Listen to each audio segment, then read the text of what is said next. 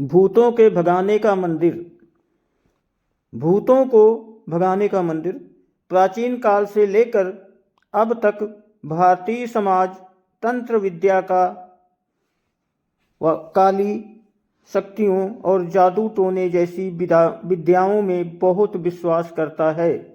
तर्क विज्ञान का समाज में अपनी पहुंच बना लेने के बावजूद आज भी कई ऐसे प्रश्न हैं जिनका जवाब ना तो विज्ञान के पास है और ना ही किसी तर्क वितर्क के जरिए ऐसी घटनाओं की वजह समझी जा सकती है। जिस देश में हमेशा से ही तंत्र साधना का महत्व रहा हो, वहाँ कुछ ऐसी घटनाएं होती हैं जो क्यों हुई, कैसे हुई, इनके पीछे वजह क्या है, ये सब सवाल मस्तिष्क में चोट तो करते ही हैं, लेकिन इनका जवाब कभी कोई नहीं जान पाता। आज हम आपको ऐसे ही एक मंदिर के बारे में बताएंगे जहां तंत्र साधना से जुड़े कई रहस्य ऐसे छिपे हैं जिनका जवाब आज तक कोई नहीं ढूंढ पाया है। देश का पहला शून्य मंदिर, जिसे गुरु मंदिर के नाम से भी जाना जाता है, ऐसा ही एक स्थान है जहां वर्षों से तंत्र साधना की जाती रही है। आपको यकीन नहीं होगा, लेकिन सच यही है कि इस मंदिर का निर्माण तक सिर्फ तंत्र साधना के ही उद्देश्य से करवाया गया था। 3 मंजिला इस मंदिर का हर दरवाजा, यहाँ तक कि इसकी आकृति भी अष्टकोणीय है। पुरातत्व वैज्ञानिक, इतिहासकार और यहाँ तक कि जादू टोने में सिद्ध व्यक्ति भी ये जानने की कोशिश में हैं कि इस मंदिर में कौन कौन सी तांत्रिक क्रियाएं होती थी। क्षेत्रीय जानकारों का कहना है कि इस मंदिर के हर तल पर अलग अलग देवताओं के मंदिर हैं। प्रथम तल पर गुरु वशिष्ठ वशिष्ठ जी, दूसरे तल पर राधा जी, तीसरे तल पर किसी और देवता की मूर्ति नहीं है, इसीलिए इसे शून्य का प्रतीक माना जाता है।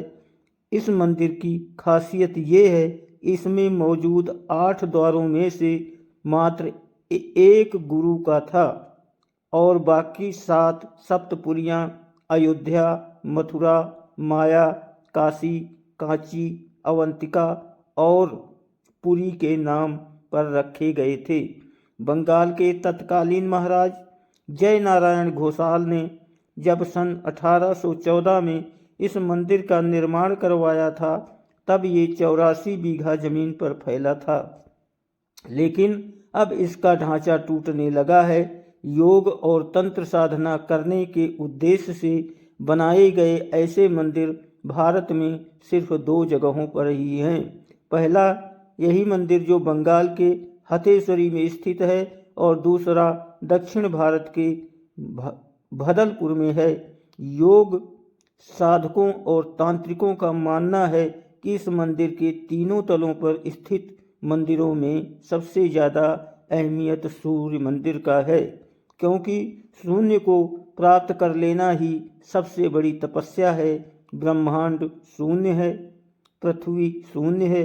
उनका कहना है कि शून्य की साधना अद्भुत है, इसका संबंध सीधे ईश्वर पर केंद्रित है, इसीलिए शून्य को प्राप्त कर लेने वाला ही सबसे बड़ा साधक है।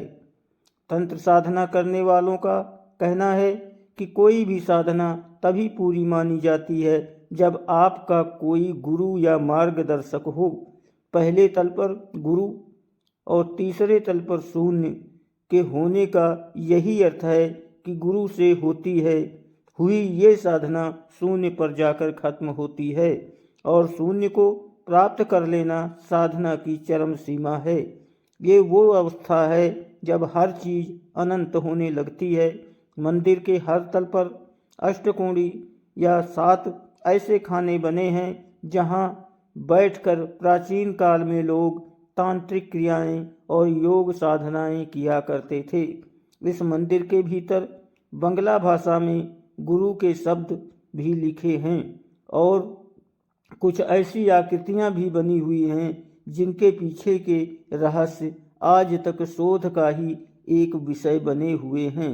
इनके पीछे छिपी हकीकत को समझा नहीं जा पा रहा है। धन्यवाद दोस्तों, कृपया लाइक और सब्सक्राइब जरूर किया करो। आप लोग करते नहीं। आप जैसी कहानी कहोगे मैं वैसे ही खिलाऊंगा, कमेंट कर दिया करो बस।